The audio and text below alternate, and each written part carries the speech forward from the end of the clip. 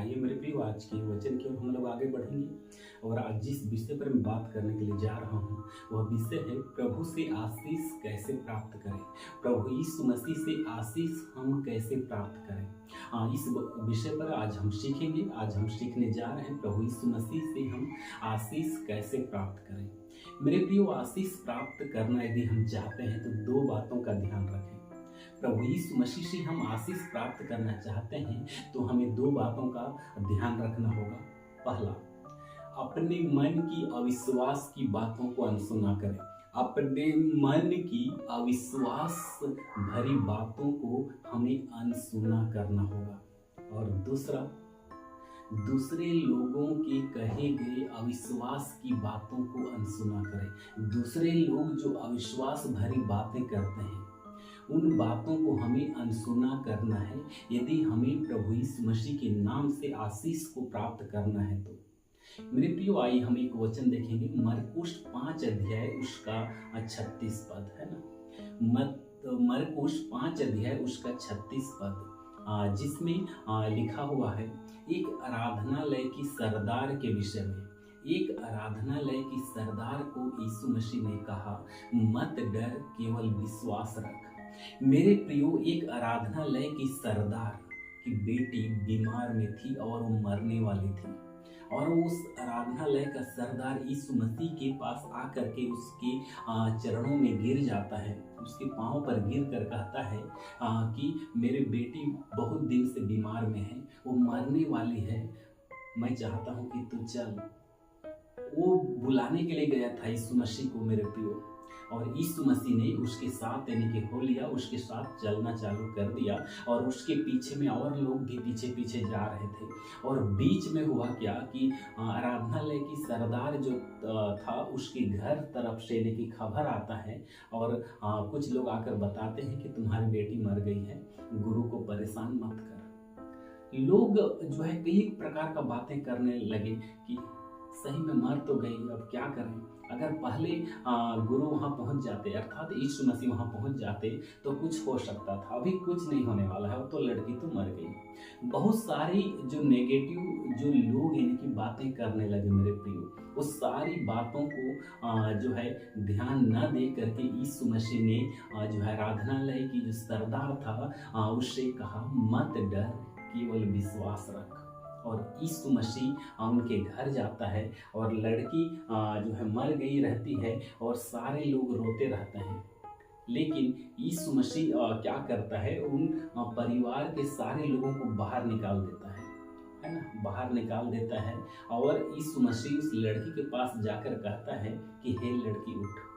वो मरी हुई लड़की उठ बैठती है मेरे प्रियो, बोलने लगती है, बातचीत करने लगती है। यीशु मसीह ने कहा, इसके लिए भोजन का व्यवस्था करो, खाना खिलाओ। तो यहाँ पर हम देखते हैं परमेश्वर प्रभु यीशु मसीह की वचन के अनुसार मेरे प्रियो कि लड़की मरी हुई थी। और यीशु ने आराधनालय की सरदार को इतना कहा कि मत डर, केवल विश्वास रख। और यानी कि जो है यीशु मसीह उस लड़की को जीवित कर देते हैं। मेरे प्रियो, आज हम सीखने जा रहे हैं प्रभु से आशीष कैसे प्राप्त करें। तो दो बातों का हमको ध्यान रखना होगा। पहले, अपने मन की अविश्वास की बातों को अनसुना करें। और दूसरा, दूसरे लोगों के कहे गए अविश्वास की बातों को अनसुना करें। वहाँ पर जो लोग यानी कि कहने लगे कि लड़की तो मर गई है, अभी कुछ होने वाला नहीं है, घर से भी खबर आ गया कि तुम्हारी बेटी मर गई है, गुरु को कष्ट न दे, गुरु को परेशान मत कर, है ना। अगर ये व्यक्ति अपने अंदर अगर उनकी बातों को लाता और सोचता कि सही बात है, मेरा बेटी तो अब मर गई, कुछ नहीं होने वाला है, गुरु को क्यों परेशान करूंगा मैं, इससे अच्छा इसको यहीं से जो है जाने के लिए कहा देता हूँ, ये नहीं कहा मेरे प्रियो। वो अपने मन की अविश्वास की बातों को अनसुना कर दिया, परमेश्वर की वचन को सुन करके दूसरे लोगों की कहे गए अविश्वास की बातों को भी अनसुना कर दिया। और चमत्कार क्या हुआ, उसका जो है मरी हुई बेटी जीवित हो जाती है। एक बड़ा आशीष, बड़ा चमत्कार को वो देख पाता है। जब हम प्रभु यीशु मसीह के नाम से उसकी वचन पर भरोसा करते हैं, उसकी नाम से हम यानी कि जो है चंगे होते हैं, उसके नाम से हम लोग आशीषित होते हैं मेरे प्रियो। तो कभी कभी ऐसा होता है कि जब हमें आशीष मिलने वाला जब रहता है, परमेश्वर हमें आशीष देने के लिए चाहता है, आशीष देने वाला ही होता है, आशीष हमारे तक आ ही जाता है। उसी बीच में जो है कई प्रकार की जो है आशीष को रोकने के लिए शैतान यानी कि जो है पहाड़ खड़ा कर देता है। हमें परमेश्वर की वचन पर संपूर्ण भरोसा हमें करना है, परमेश्वर की वचन पर हमें संपूर्ण भरोसा करके हमें आगे बढ़ना है। दूसरा हम देखेंगे यहोशू की किताब 6 अध्याय उसका 10 पद, यहोशू की किताब 6 अध्याय उसका 10 पद। यहाँ पर जो है लिखा हुआ है, परमेश्वर के लोगों को यरीहो को यानी कि जीतना था। यरीहो बहुत बड़ा एक जो है जगह है, बहुत बड़ा जो है अभी सिटी है, मेरे शहर है मेरे प्रियो भी। तो यरीहो का जो दीवाल था है ना, जो घेराव जो किए थे बहुत बड़ा था, और परमेश्वर के लोगों को यानी कि उस यरीहो शहर को यानी कि जीतना था। वहां पर जा करके जो है लोगों ने देख रहे हैं बहुत बड़ा दीवाल है। अरे अरे अरे, इतना बड़ा दीवाल को हम कैसे तोड़ पाएंगे, इतना बड़ा दीवाल को हम कैसे यानी कि तोड़ करके अंदर जा पाएंगे। कई एक प्रकार का नेगेटिव चलता है। यहोशू जो परमेश्वर प्रभु यीशु मसीह की दास है, भविष्यवक्ता है, यहोशू ने सबको कह दिया कि जब तक मैं ना कहूँ तब तक यानी कि जो है जय जयकार मत करना। यहोशू सबको चुप करा दिया। क्यों? पहले वो जानना चाह रहा था कि दीवार को कैसे हम जो है तोड़ें। लोग तो पहले अपने आप में नेगेटिव हो रहे हैं, अरे अरे अरे ये दीवार को हम तोड़ नहीं पाएंगे, हम यरीहो को नहीं जीत पाएंगे। तो दूसरा आदमी क्या सोचेगा, हाँ हाँ तुम सही कह रहे हो, जब तुम कह रहे हो तो सही होगा, कैसे तोड़ेंगे। तो ये एक प्रकार का नेगेटिव आ जाता वहाँ पर, और लोग यानी कि कमजोर हो जाते हैं। इसलिए यहोशू ने कहा जब तक मैं ना कहूँ तब तक आप लोग जय जयकार नहीं करेंगे। और एक समय आया यहोशू ने जो है जय जयकार करने के लिए कहा, और जय जयकार जैसे करते हैं, यरीहो का जो शहर पाना जो दीवाल था वो पूरा धस गया, और परमेश्वर के लोगों ने यरीहो को जीत लिया मेरे प्रियो। सो हम देखते हैं कि जो है कभी कभी अपने मन में अविश्वास भरी बातें आती हैं। बहुत सारे लोग उस दीवार को देख कर कहने लगे कि हाँ इतना बड़ा दीवार को हम कैसे तोड़ पाएंगे। अपने मन में क्या आ रहा है, अविश्वास आ रहा है। और दूसरे लोग भी कह रहे हैं कि हाँ यार इतना बड़ा दीवार को हम नहीं तोड़ पाएंगे।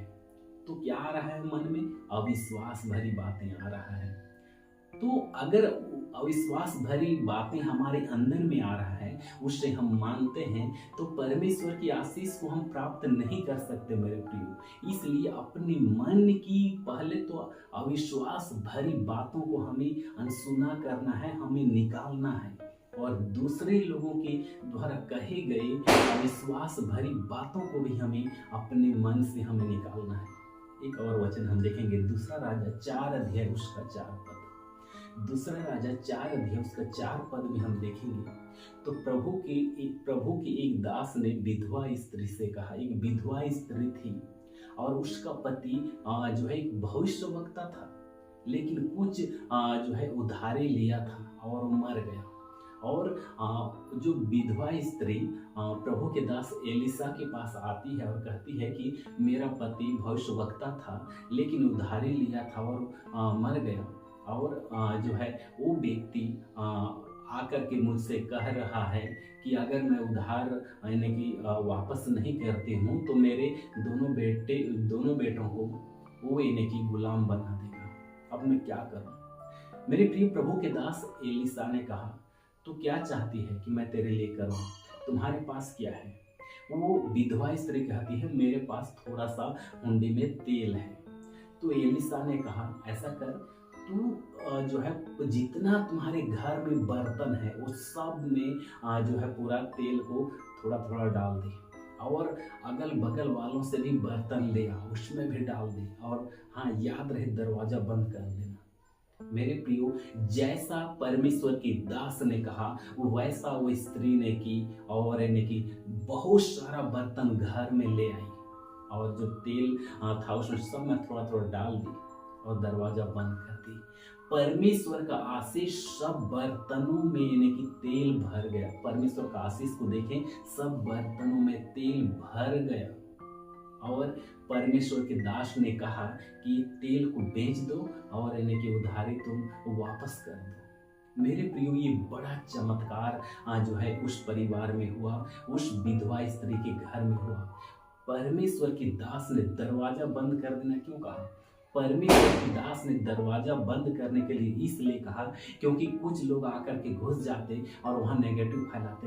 अरे अरे, इतना बड़ा चमत्कार कैसे हो सकता है? आज तक कभी नहीं हुआ, ऐसा हो ही नहीं सकता कि परमेश्वर सब बर्तनों में जो है तेल भर देगा, ऐसा हो ही नहीं सकता। वो स्त्री की जो विश्वास को और कमजोर कर देते, इसलिए जो है एलिसा ने कहा दरवाजा बंद कर दे। और दरवाजा जब बंद कर देती है तो क्या होता है कि परमेश्वर प्रभु यीशु मसीह के नाम से इतना बड़ा चमत्कार को देख पाती है। इसलिए हमें परमेश्वर प्रभु यीशु मसीह के द्वारा हमें आशीष प्राप्त करना है, हमें जो है चंगाई को प्राप्त करना है, तो हमें दो बातों का हर समय हमें ध्यान रखना होगा मेरे प्रिय। उदाहरण के तौर पर हम लोग जकरिया के विषय में हम लोग देखेंगे, लूका 1 अध्याय 13 से लेकर के 18 तक। यहाँ पर क्या होता है, परमेश्वर के स्वर्गदूत आकर के जकरिया को कहता है कि जकरिया, तुम्हारी प्रार्थना सुन ली गई है, तुम्हारे लिए एक बेटा होगा, परमेश्वर तुम्हें एक बेटा देगा। जकरिया क्या कहता है, ये मैं कैसे जानूं, मैं तो बूढ़ा हो गया हूँ, मेरा पत्नी भी बूढ़ी हो गई है, ये कैसे हो सकता है? वो उसके अंदर में जो है किंतु परंतु आने लगा। स्वर्गदूत ने कहा जब तक परमेश्वर का वचन पूरा नहीं होता है तब तक तू यानी कि जो है तेरा मुंह बंद रहेगा, तो कुछ बोल नहीं पाएगा। और वो जो है जब तक उसकी पत्नी एक बेटा को जन्म नहीं देती है तब तक वो आऊं आऊं करता रहा, है ना, उसके मुंह से आवाजें नहीं निकला। मेरे प्रियो, परमेश्वर प्रभु यीशु मसीह के नाम से आशीष को हमें प्राप्त करना है, तो हमें दो बातों का हमें हर समय ध्यान रखना होगा। अपने मन की अविश्वास की बातों को अनसुना करना है। दूसरा, दूसरे लोगों के कहे गए अविश्वास की बातों को हमें अनसुना करना है। जब ये दो बातों को हम यानी कि अनसुना करेंगे तो हम परमेश्वर प्रभु यीशु मसीह के नाम से हम आशीष को प्राप्त करेंगे। प्रभु यीशु मसीह आज की छोटी वचन के द्वारा आप सबको बहुत ऐसे आशीष दें। आमीन। आइए हम लोग प्रार्थना में आए। धन्यवाद मेरे प्यारे पिता परमेश्वर, मैं धन्यवाद करते हैं, प्रार्थना करता हूँ प्रभु आज की वचन को सुनाने में तू मुझे मार्गदर्शन किया प्रभु। मैं धन्यवाद करता हूँ और मैं चाहता हूँ जितने भी मेरे माता भाई और बहन आज की वचन को सुन रहे हैं वो हर एक लोग आशीष को प्राप्त करने पाए मेरे परमेश्वर। जो दुख संकट मुसीबत में है वो प्रभु चंगाई को प्राप्त करने पाए, छुटकारे को प्राप्त करने पाए पिता परमेश्वर।